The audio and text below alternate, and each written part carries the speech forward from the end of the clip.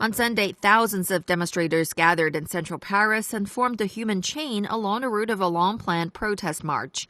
Nearby, thousands of shoes, some decorated, were placed at the Place de la République to symbolize the many feet that could not march because of the ban.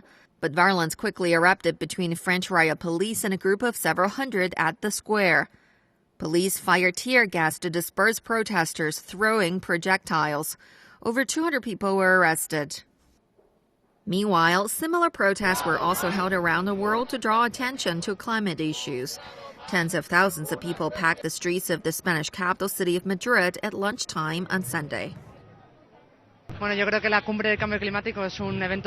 climate change talks are the most important event this year, and there has to be an agreement between countries to reduce emissions.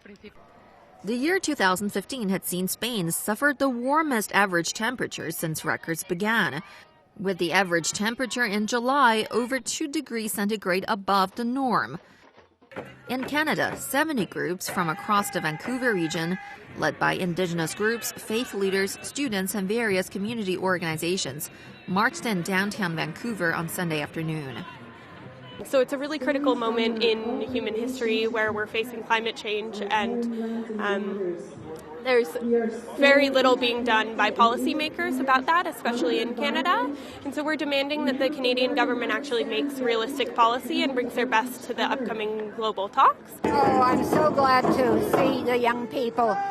It's essential, and they've got a big struggle on their hands. We've left them a real mess. Yeah, I think the climate movement is really awesome that it's so intergenerational, and that, I mean, you see little kids and you see like the grannies, right? And it's super inspiring that there's still hope, because this problem isn't going away without action. And I think it's great to see everybody out here, because it shows that we care and that we're not going to give up.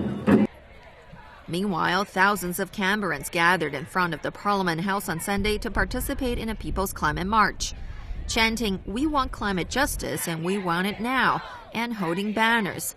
The marching crowd departed from the lawn in front of the Parliament House, down a Parliament Drive and round to the reconciliation point in front of the old Parliament House.